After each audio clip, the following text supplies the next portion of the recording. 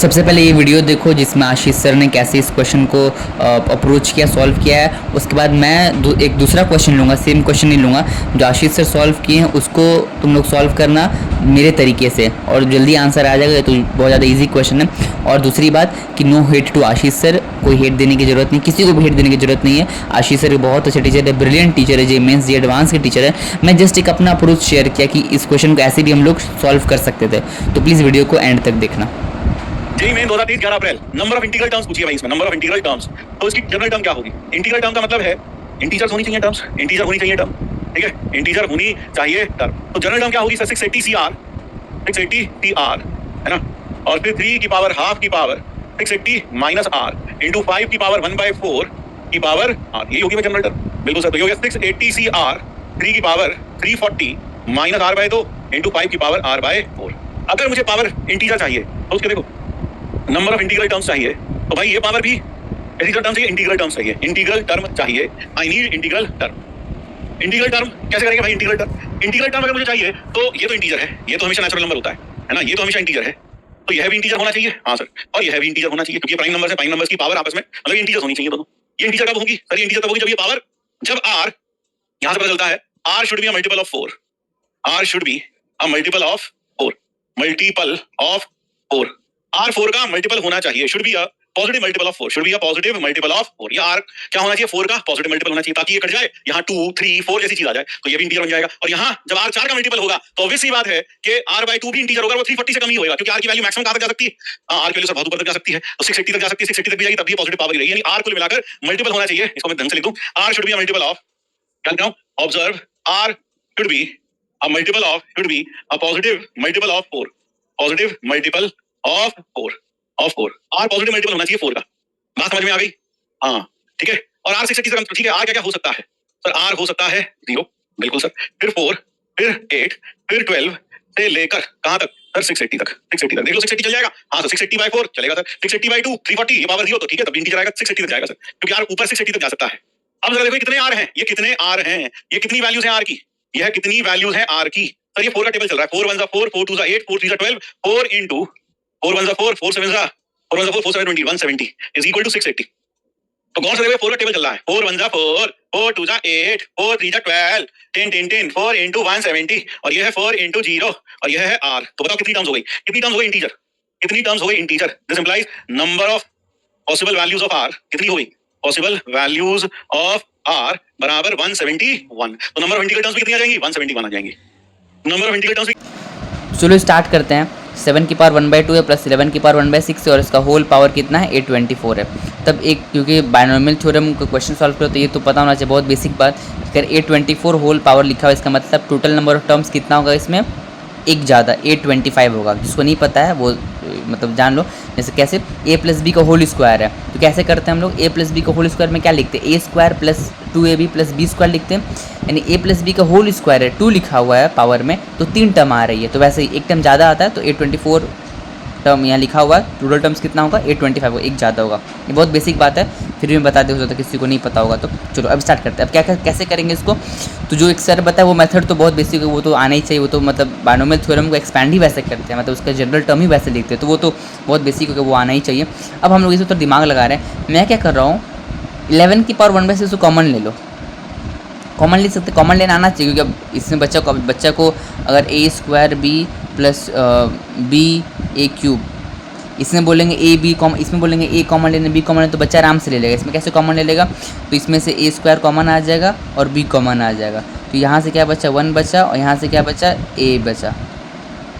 तो ये a² b plus a³ b हो गया। यहाँ से ये बच्चा कॉमन ले लेता है, मतलब मैं भी पहले बच्चा नहीं बोल रहा हूँ, मतलब ये भी मैं कॉमन ले सकता था आराम से, लेकिन यहाँ पे बोलूँगा 11 की पावर 1/6 कॉमन लेने, तो आधा बच्चों को तो मतलब आधा तुम लोग का तो हालत ही ख़राब हो जाएगा। फिर भी मैं सिखा दे रहा हूँ बहुत बेसिक एग्जाम्पल लेके। और जैसे मान लो कि अगर a² प्लस b की पावर होल 6 है मान लो, और इसमें से मैं बोला कि a² कॉमन लो। ये इससे बताने, अगर जिसको कॉमन लेने आता है तो प्लीज़ स्किप करके आगे बढ़ जाए, जिसको नहीं पता है तो क्योंकि मेरा फ़र्ज़ बनता है कि मैं थोड़ा बेसिक से बताऊँ, इसलिए मैं बता रहा हूँ। अब मान लो इसमें से कोई तुमसे बोला कि a की पावर मतलब तुमसे बोला कि इसमें b कॉमन लो, बहुत बेसिक एग्जाम्पल, मान लो b कॉमन लेने पड़े, तो b कैसे कॉमन लेंगे?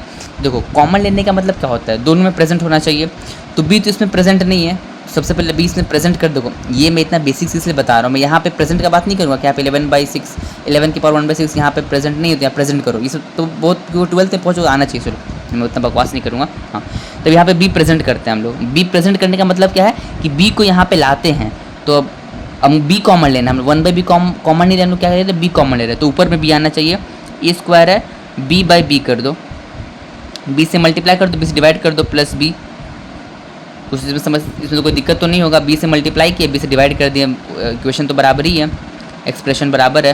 तो अब b कॉमन ले लो। अब b मैंने मान लो यहाँ से कॉमन लिया, अब मैंने मान लो यहाँ से b कॉमन लिया, तो क्या बचा, b कॉमन ले लिया मैंने, तो यहाँ क्या बचा, a square b plus 1 whole power 6। समझ में आया ना कैसे क्या किया मैंने, इतने एक्सप्रेशन में से b कॉमन लिया, तो ये बचा और ऊपर से पावर 6 है। तो अब देखो, अब ये तुम देखो, इसको देखो कि यहाँ पे b मल्टीप्लाइड है इस पूरे टर्म से, यहाँ एक ये टर्म है, एक ये टर्म है, b दोनों से मल्टीप्लाइड है। और हमको पता है जब a स्क्वायर b लिखा रहता है होल की पावर 6 का मतलब क्या होता है, a की पावर 12 b की पावर 6। क्यों, हमने क्या कैसे किया, ये इससे इसको मल्टीप्लाई कर दिया। समझ में आ रहा नहीं क्या किया, ये तो सिंपल भाई मैथमेटिक्स, दिमाग नहीं लगाना है। तो यहाँ पे हम लोग आगे क्या करेंगे, तो b की पावर 6 अलग निकाल लेंगे और a स्क्वायर b प्लस 1 की पावर 6 निकाल लेंगे, ऐसे निकाल लिए। तो ये कॉमन लेना आना चाहिए, यानी मैंने इसमें से b कॉमन लूँगा तो ये निकलेगा, ये बनेगा। ठीक है, अब यहाँ पे हम लोग कॉमन लेते, चलो अब ये जितना तो बहुत बेसिक चला, किसी को समझ में आया होगा, ये तो बहुत मतलब ये तो बेसिक मैथमेटिक्स का पार्ट। चलो 11 1/6 कॉमन लेंगे, 11 1/6 कॉमन लेंगे तो क्या आएगा, देखो ट्रिक नहीं है, तो कॉन्सेप्ट तो बस 2 मिनट का है, इसको बताने के थोड़ा वीडियो लंबा हो जाए, तो थोड़ा डरना मत कि भाई इतना क्या बता दिया, बकवास कर दिया। ठीक है, चलो अब यहाँ से हम लोग 11 1/6 कॉमन लेते हैं। तो अगर मान लो कॉमन लिए, अब मैं डायरेक्ट कर रहा हूँ, 11 1/6 कॉमन लिए, ऊपर मल्टीप्लाई हो जाएगा 824, अंदर क्या बचेगा 7 1/2, 11 1/6 प्लस 1 824। ये समझ में आना चाहिए। यहाँ पे मैंने क्या किया, ये इसको साइड कर दिया, ये समझ में आ रहा है ना, 11 की पावर 1/6 कॉमन ले लिया मैं, तो ये बचा। अब ये से डिविजिबल है, मतलब डिविजिबल है 824 6 से, तो क्या करेंगे, डिवाइड करो, क्या आएगा 11 की पावर 6 1 बार में, यहाँ बचा 2, 22 जाएगा यानी 18 3 बार में, और क्या बचा 4 44 हो, 44 डिविजिबल नहीं है। तो 11 1/6 इसको डिवाइड करेंगे तो क्या आएगा 1/1 3 बचा, और ये 6 से कम्प्लीटली डिविजिबल नहीं है। देखो 824, इसमें एक और चीज़ सिखाऊंगा मैं, तो थोड़ा दिमाग लगा, क्योंकि भाई ये बार बार ऐसा काम नहीं आएगा, बहुत बार दिमाग अलग भी लगाना पड़ता है। तो 824 है, इसको 6 से डिवाइड करेंगे तो ये कम्प्लीटली डिविजिबल नहीं है, तुम करके देख सकते हो, नॉट डिविजिबल। ठीक है, कम्प्लीटली डिविजिबल नहीं, 824/6 करना, ये डिविजिबल नहीं आएगा। ठीक है, तो अब क्या करें, इसका मतलब ऐसा नहीं क्वेश्चन, मतलब ऐसा ट्रिक काम नहीं कर रहा है। हम 2 को निकालेंगे बस, क्योंकि 7 1/2 तो 2 से तो डिविजिबल तो ये है, 824 डिविजिबल है, तब हम लोग 7 1/2 कॉमन निकालेंगे। आओ, ये को हम देख लिए कि 6 डिविजिबल नहीं है, तो वो क्यों नहीं दिमाग, क्योंकि फिर ये अब क्यों, अच्छा ये क्यों नहीं ट्रिक काम किया, मतलब ये कंसेप्ट क्यों नहीं काम किया, क्योंकि ये खुद इरेशनल बन जाएगा, क्योंकि 6 से अगर कम्प्लीटली डिविजिबल नहीं है, अगर ये 6 से कम्प्लीटली डिविजिबल नहीं है तो ये इरेशनल बन गया, और फिर ये भी इरेशनल टर्म से, तो फिर इरेशनल का फिर हम लोग को फिर वो पेयर देखना पड़ेगा, तो फिर वो और कॉम्प्लिकेटेड हो जाएगा। तो अब 7 1/2 कॉमन लेते हैं, क्वेश्चन फिर से लिख लेते हैं, प्लस 11 1/6 की पावर 824, 7 1/2 कॉमन लेंगे, तो अब 1/2 यहाँ कॉमन लिए, 824 बचा, यहाँ बचा 1 प्लस 11 1/6 प्लस 7 1/2 होल पावर 824। ठीक है, ये इधर थोड़ा हो गया, लेकिन समझ में आना चाहिए। अब आगे क्या करना है इसके, तो ये तो डिविजिबल, ये तो पूरा दिख रहा है, ये 4 1 2।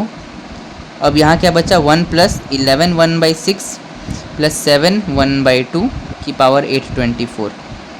अब तुम खुद सोचो, अब ये टर्म कब कब रैशनल हो सकता है, ये रैशनल है, ये रैशनल है, यानी ये टर्म जब ये टर्म रैशनल होगा तब ये पूरा टर्म रैशनल होगा, यानी जब ये वाला टर्म रैशनल होगा तब ये पूरा टर्म रैशनल। क्यों, क्योंकि रैशनल मल्टीप्लाइड बाय रैशनल ही आता है। तो ये टर्म रैशनल कब होगा, जब ये 11 की पावर 1/6 प्लस 7 डिवाइडेड बाई 7 1/2 यानी √7, जब इसका होल पावर एक रैशनल टर्म है, यानी ये टर्म जब तक रैशनल लगा, तो ये टर्म रैशनल कब आएगा, मैं इसको अलग साइड करता हूँ। 11 1/6 7 1/2 रैशनल कब आएगा, जब इसका तुम खुद सोच दिमाग लो, जब इसका होल पावर 6 हो या तो इसका होल पावर 0 हो जाए तो एक आ सकता है, या होल पावर 6 हो। क्यों? क्योंकि 11 1/6 है और 7 1/2 है। अगर इसका होल पावर 6 करेंगे तो क्या आएगा? 11/7 3 क्यूब, तो रैशनल बन गया ये। तो यानी 6 का मल्टीपल 6 12 18 ऐसे ज़्यादा जाएगा। अब 6 12 18 कहाँ कितना तक जाएगा? तो हमको पता है 820, अब वही हो गया देखो 0 6 12 18, ये टप पे जाता है 824 तक जा सकता है मैक्सिमम, हाईएस्ट 824। इसका होल पावर हाईएस्ट कितना होता है? एक्चुअली मोबाइल बंद हो चुका था। इसका होल पावर हाईएस्ट कितना जाएगा? बाइनोमियल थोड़ा पढ़े होगे, 824 तो जा सकता है। ये 0 से स्टार्ट होगा, 0 से स्टार्ट किया और 0 यहाँ पे हो सकता है 824। ये 6 × 1, ये 6 × 2, ये कितना होगा 6 × 2, तो 824 को 6 से तुम वो कर लो। इसका मतलब क्या है? ये देखो 824 6 डिविजिबल नहीं होगा, लेकिन इसके वो अंदर आ सकता है, ठीक है ना। 824 यहाँ पे मैंने क्या किया? ग्रेटेस्ट इंटीजर लिया। ग्रेटेस्ट इंटीजर क्यों लिया मैं? क्योंकि मुझे देखना है कि 824 तक कितना नंबर ऐसा आएगा जो 6 से डिविजिबल होगा, तो वो हम लोग यहाँ पे लिख सकते हैं। इसलिए मैं यहाँ पे ग्रेटेस्ट इंटीजर ले रहा हूँ। अब इसका भी पूरा कंप्लीट ट्रिक बताऊँगा बाद में, लेकिन अभी इतना समझो। इसका ये कितना आएगा?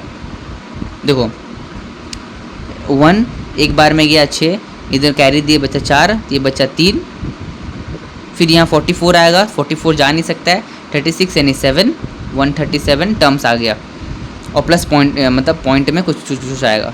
कैसे फिर से बार करके दिखा रहा हूँ मैं, अरे यार मोबाइल बंद हो जा रहा है। हाँ 6 के ये जाएगा 1 बार में। देखो मैथ्स मेरा भी थोड़ा उतना तेज नहीं है, लेकिन है तेज। देखो 1 बार में गया, फिर ये 2 इधर कैरी हुआ, यानी 6 6 12 18, 3 बार में 18 आया, 4 बचा इधर, 44 इधर गया, 42 तक जा सकते हैं। तो 6 7 से 42 137 टर्म्स 6 के टेबल में, यानी इसके अंदर 6 12, इसके अंदर 6 12 18 24 ऐसे ऐसे आएगा, 137 तक आएगा, जब तक कि 824 से वो छोटा है। 137 टर्म्स यहाँ, और एक ज़ीरो भी ना हो रहा है, क्योंकि अगर इसके पावर हम लोग 0 कर देंगे तभी रैशनल टर्म आ जाएगा ये। In total 137 + 0 138 terms.